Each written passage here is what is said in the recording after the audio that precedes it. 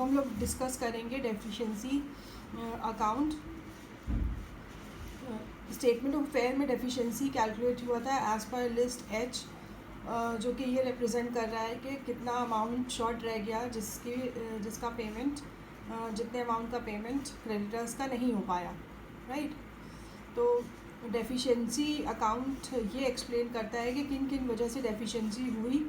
तो जो लॉसेस होते हैं that contribute to deficiency, like assets जो है वो अगर कम के सेल हुए तो उससे डेफिशिएंसी बढ़ती है। कोई नई लाइबिलिटी इमर्ज हो गई या लाइबिलिटी जो बैलेंस शीट की डेट में दे रखी है उससे अगर बढ़ रही है तो that will contribute to deficiency, ठीक है। तो डेफिशिएंसी अकाउंट में लेफ़्ट हैंड साइड पे हम वो सारे आइटम्स दिखाते हैं जिनसे कि डेफिशिएंसी कम होती है, right. Like profit on the sale of asset अगर है, interest on capital previous year के जो प्रॉफिट्स हैं इफ़ एनी। और राइट साइड पे हम वो सारे आइटम्स दिखाते हैं जिनकी वजह से लॉसेस हो रहे हैं और डेफिशिएंसी इंक्रीज़ हो रही है। तो सबसे पहले हम इस अकाउंट को स्टार्ट करेंगे कैपिटल से। और तो अगर क्रेडिट बैलेंस है कैपिटल का यानी पॉजिटिव कैपिटल है, ये तब होगी जब assets are more than liabilities. तो excess of asset over liabilities जो है और कैपिटल का क्रेडिट बैलेंस हम लोग दिखाएंगे लेफ़्ट साइड पे।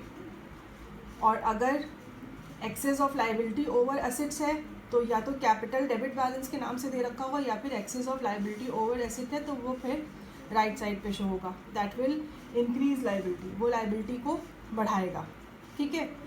इसी तरह से जो नेक्स्ट है इसमें और क्या क्या आएगा, जितने भी प्रॉफिट्स प्रीवियस ईयर के दे रखे हैं वो सब डेफिशिएंसी अकाउंट में हम शो करेंगे लेफ़्ट साइड पे, ठीक है। जैसे अगर 5 ईयर पहले बिज़नेस स्टार्ट हुआ था, जो डेट ऑफ इंसॉल्वेंसी उससे 5 साल पहले अगर बिज़नेस स्टार्ट हुआ था तो 5 साल का डेटा गिवन होगा कि उन 5 सालों में क्या प्रॉफिट्स हैं क्या लॉसेस हैं किस ईयर में।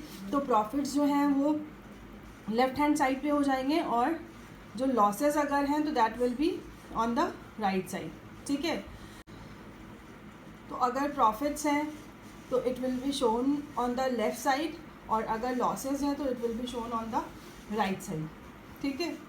तो अब अगर असेट जो भी loss on realisation of assets है, जितने अलग अलग हम बुक वैल्यू को रियलाइजेबल वैल्यू से कंपेयर करके सारे लॉसेस निकालेंगे तो all the losses will be shown on the right side, ठीक है। ये सारे लॉसेस दे रखे हैं यहाँ पे, जैसे फॉर एग्जांपल स्टॉक का लॉस है, furniture, machinery, if there are losses it will be shown on the right side, ठीक है।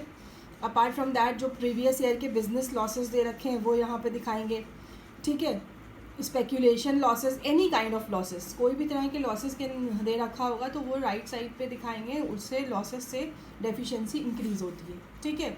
इंटरेस्ट ऑन कैपिटल से कैपिटल की वैल्यू बढ़ेगी तो वो अगर इंटरेस्ट ऑन कैपिटल दे रखा है तो it will be taken on the left side, ठीक है। लेफ़्ट साइड में दिखाया जाएगा इंटरेस्ट ऑन कैपिटल, ठीक है।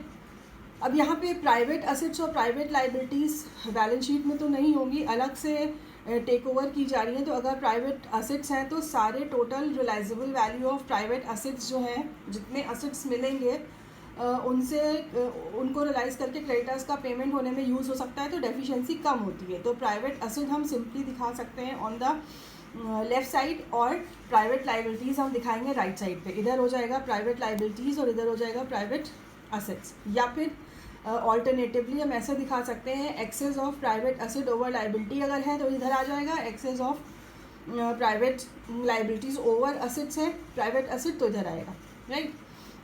ड्राइंग्स जो है वो कैपिटल को कम करते हैं, डेफिशिएंसी को इंक्रीज़ करते हैं, तो ड्राइंग जो है वो इस साइड आएगी, ठीक है।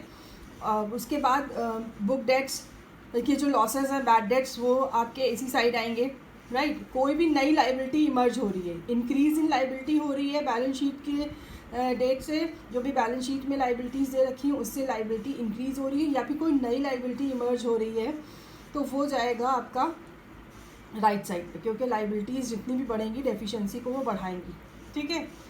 उसके अलावा अगर कुछ एक्सपेंसेस हैं, कभी कभी ऐसा होता है कि कुछ ट्रांजैक्शन कैरी ऑन होते हैं तो उनसे रिलेटेड जो भी एक्सपेंसेस हैं तो that will be shown on the right side, ठीक है।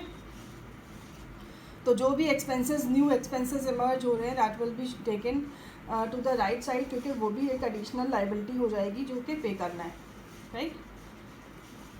उसके बाद हम और अगर कोई लाइबिलिटी कम हो रही है, ठीक है, लाइबिलिटी अगर बैलेंस शीट की लाइबिलिटी से कोई लाइबिलिटी डिक्रीज़ हो रही है, ठीक है, नॉट लाइकली टू अराइज, तो वो फिर डेफिशिएंसी को कम करेगा, तो हम उसको फिर दिखाएंगे लेफ्ट हैंड साइड पे, एग्जेम्पशन फ्रॉम लाइबिलिटी। तो अगर कोई लाइबिलिटी कम हो रही है तो that will be shown on the left side, ठीक है।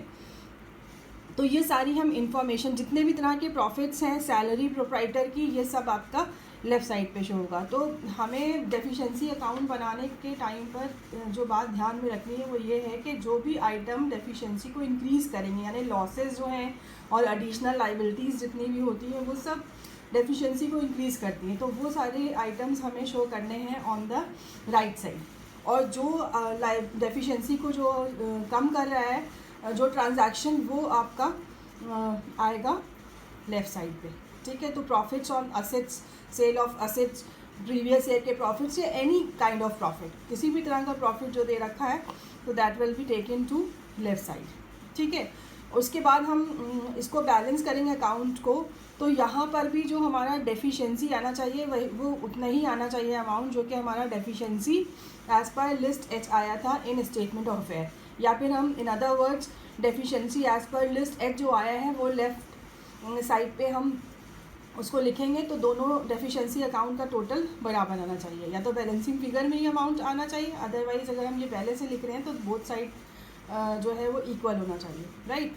और अगर ऐसा नहीं होता है तो there might be unexplained loss और प्रॉफिट। तो अगर balancing figure deficiency as per list H हमने पहले से लिख दी लेफ़्ट साइड पे, और उसके बाद हम अकाउंट को फिर से बैलेंस कर रहे हैं, या तो बराबर आना चाहिए, अगर बराबर नहीं आ रहा है, बोथ साइड इक्वल नहीं आ रहा है, तो there can be unexplained loss और अनएक्सप्लेन प्रॉफिट। तो अगर अनएक्सप्लेन प्रॉफिट होगा तो that will be on left side, और अगर अनएक्सप्लेन लॉस होगा तो वो राइट साइड पे आ जाएगा, ठीक है।